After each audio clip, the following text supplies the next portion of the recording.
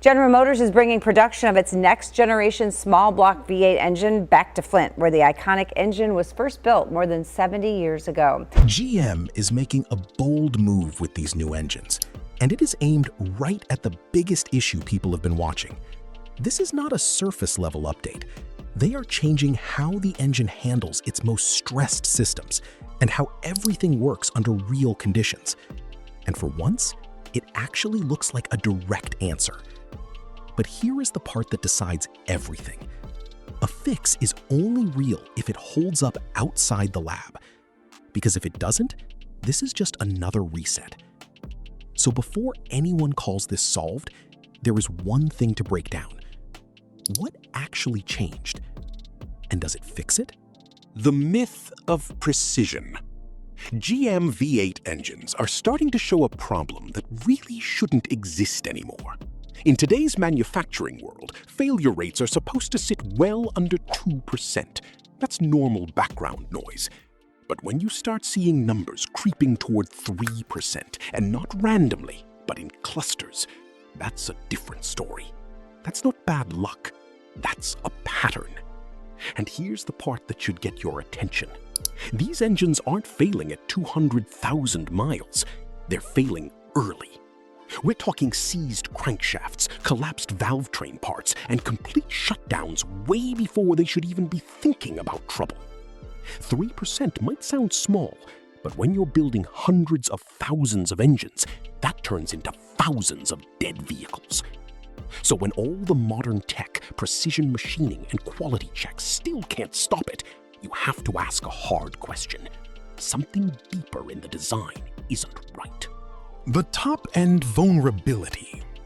The first visible weak link sits in the valvetrain. Active fuel management and its successor, dynamic fuel management, were designed to improve efficiency by deactivating cylinders under light load. Both systems rely on specialized hydraulic lifters that collapse and re-engage using oil pressure commands. Unlike conventional solid lifters, these components introduce moving internal mechanisms that depend on flawless oil flow and pressure stability.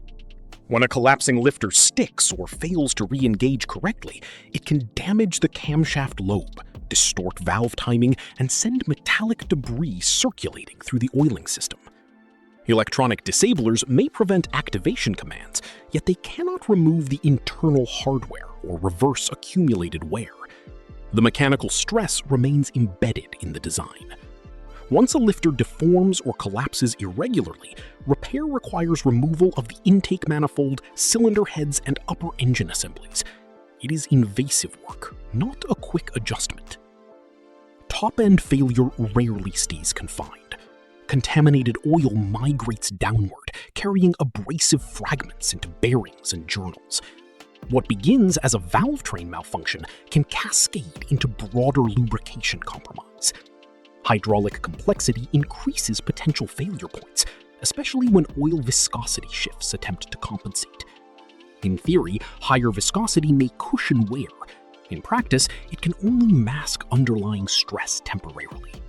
That is why replacing lifters does not always restore long-term confidence. Attention, therefore, shifts beyond the cylinder heads, toward components that absorb the greatest load under combustion. If this breakdown is helping you see what others are missing, take a second to like the video, subscribe for the upcoming deep dives on the 2027 engines, and share your experience below. The bottom-end breaking point. Main bearings and crankshafts endure immense rotational force. Each combustion event transfers torque through the connecting rods into the crank journals, demanding a stable oil film to prevent metal-to-metal contact. When oil film integrity falters, even briefly, friction escalates rapidly. Thermal expansion compounds the problem. Microscopic clearance reductions can convert lubrication into abrasion within seconds. Modern engines push higher torque outputs while often extending oil change intervals.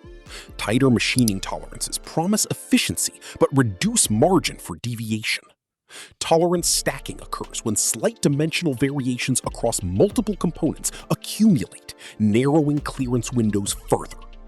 Under sustained load, particularly during towing or highway acceleration, bearing surfaces depend on consistent oil pressure and temperature control. If either fluctuates beyond design thresholds, localized overheating may distort surfaces enough to initiate failure. Competing architectures emphasize durability through conservative activation strategies and simplified valvetrain geometry. The philosophy differs in how aggressively efficiency is pursued relative to mechanical margin. When bearings spin or seize, the event signifies bottom-end distress severe enough to overwhelm protective oil films at that point. The engine's structural core has surrendered. Layering top-end complexity onto bottom-end compression creates a compounded strain, and the multiplier is not purely mechanical. The calibration multiplier. Fuel economy strategy influences how frequently mechanical components cycle between active and inactive states. Dynamic fuel management commands cylinders to deactivate and reactivate in rapid succession under varying load conditions. Each transition alters oil flow pathways and valvetrain engagement patterns. Repetition introduces cyclical stress rather than steady-state operation. Regulatory pressure to maximize efficiency encourages aggressive activation logic. The more frequently cylinders deactivate, the greater the cumulative mechanical transitions over the engine's lifespan. Oil pressure modulation must respond instantly to these commands. If pressure oscillates or lags, components experience brief but repeated stress spikes. Over thousands of cycles, minor instability compounds into measurable wear. Efficiency-first culture values incremental Software as stress control. Cylinder deactivation is not purely mechanical, it is commanded. Calibration logic dictates when and how frequently cylinders cycle between active and inactive states. If activation events are reduced, cumulative wear drops proportionally. The new strategy appears to rely on a command-on approach rather than a default active cycling pattern. In such systems, deactivation occurs only when explicitly triggered under narrow operating windows, limiting unnecessary transitions. Reducing activation frequency directly decreases repetitive mechanical engagement at the rocker assembly. Each transition requires oil pressure modulation and rapid mechanical response. By tightening activation criteria, engineers can minimize oscillation between modes during steady cruising. That refinement lowers cumulative hydraulic stress without sacrificing overall efficiency targets. Tunability introduces another layer of potential improvement. If activation parameters are software-driven, future updates could adjust thresholds based on real-world data. Adaptive learning may refine engagement timing, smoothing transitions, and protecting oil pressure stability. Oil pump management also becomes critical. Stabilizing pressure during activation commands ensures that lubrication remains consistent even during cylinder cycling events. Precision calibration can transform hardware performance. Software becomes a stress regulator rather than merely an efficiency enabler.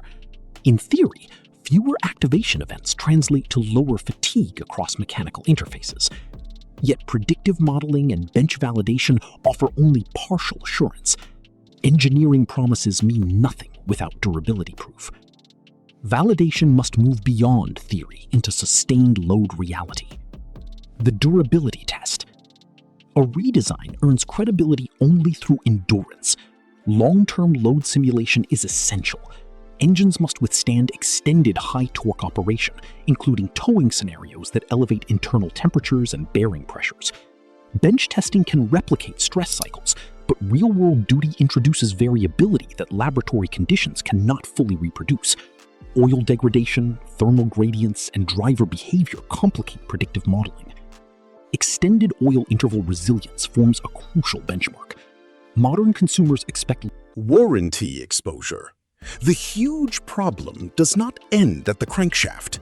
It multiplies on balance sheets. When catastrophic engine failure reaches even 3% in a high-volume program, replacement logistics become a structural strain.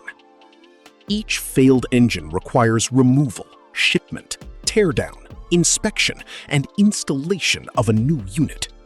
That sequence consumes technician hours, service bay space, and inventory flow capacity. Multiply that across thousands of vehicles, and the operational weight becomes visible. Backorder delays amplify the cost. Engines built to replace defective units compete with engines required for new production. When parts availability tightens, vehicles sit immobilized, tying up dealer resources.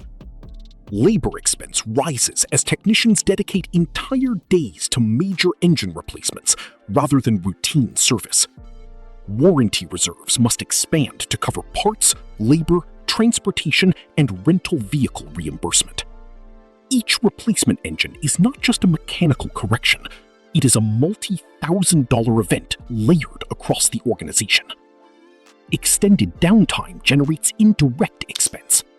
Service departments manage scheduling congestion, while parts distribution networks strain to meet demand. Forecasting becomes volatile when failure clustering exceeds historical norms. Warranty accounting shifts from routine budgeting to risk management. Replacement engines also require quality validation before installation, adding inspection layers that consume time and capital. These costs scale rapidly because engines are central assemblies. When failure occurs, repair complexity is rarely minor. Supplier recalibration. When reliability concerns surface, attention turns to component sourcing. Bearing manufacturers, lifter producers, and machining contractors enter evaluation cycles. Contracts may be revised to demand tighter dimensional tolerances and enhanced material testing. Precision investment becomes a priority where variability once appeared acceptable. Quality control protocols expand. Incoming parts undergo intensified inspection to detect microscopic deviations. Metallurgical analysis may increase to verify hardness, consistency, and surface treatment durability. Suppliers that previously operated within standard tolerance bands could face new specifications requiring capital upgrades. Lifter redesign contracts reflect architectural shifts. Rocker-based systems may involve different subcontractors or reconfigured production lines. That transition carries cost implications and timeline adjustments. Vendors must adapt tooling, refine process control, and demonstrate repeatable consistency at scale. Each adjustment reverberates across the supply chain. Machining accuracy faces renewed scrutiny as tight clearance windows leave no margin for dimensional drift that disrupts oil film stability. Suppliers must invest in advanced inspection and tighter controls. These recalibrations reshape procurement standards and production discipline, extending far beyond a single engine cycle. The American V8 promise. Reliability is not a specification to truck buyers. It is a promise. For decades, large displacement V8 engines symbolized durability, torque, and mechanical honesty. Owners did not simply purchase horsepower. They invested in confidence that the engine would start in winter, tow in summer, and idle for years without protest. That expectation became woven into cultural identity. The American V8 stood for mechanical strength and straightforward engineering. Earlier generations of small block engines built reputations on longevity rather than complexity.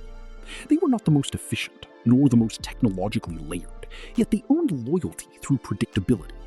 Stories of engines surpassing 200,000 miles without internal repair became part of the narrative.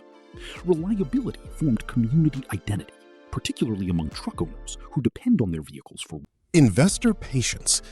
Capital markets evaluate recovery through measurable indicators. Earnings sensitivity to warranty costs influences quarterly projections. When engine replacements rise, reserve allocations increase, compressing margins. Investors respond quickly to shifts in expected profitability. Even modest adjustments in projected repair expense can alter valuation models. Reputation discount emerges when reliability concerns persist. Analysts factor uncertainty into stock price targets, reducing confidence in forward earnings stability. Volatility risk increases when markets interpret mechanical redesigns as unresolved experimentation rather than definitive correction. Recovery narratives require tangible evidence before sentiment shifts decisively. Time becomes a variable. Wall Street rarely grants indefinite patience. Improvement must appear within clearly observable reporting cycles. Extended ambiguity can trigger caution among institutional investors who prioritize predictable returns. Stock movement reflects aggregated expectation rather than engineering nuance. Shareholders watch production updates and durability data closely. A credible decline in failure rates stabilizes outlook projections. Conversely, repeated setbacks reinforce skepticism. Market confidence depends less on public messaging and more on quantifiable improvement. The calculus remains unforgiving. Workshops experience consequences long before earnings calls acknowledge them. The service bay reality. When engine failures accumulate, service departments transform into high-intensity repair zones. Major engine replacement consumes significant technician hours, displacing routine maintenance work. Skilled mechanics spend days on single vehicles rather than completing multiple standard services. That imbalance strains staffing and scheduling. Technician burnout becomes a practical concern. Repeated large-scale repairs require sustained focus and physical effort. Morale can decline when workloads shift from preventive service to crisis management. Apprentices gain exposure to complex procedures, yet experienced technicians shoulder the heaviest burden. Recruitment and retention become more challenging under persistent backlog conditions. Customers waiting weeks for replacement engines grow frustrated as rental demand rises and work vehicles sit idle, straining contractors and local economies.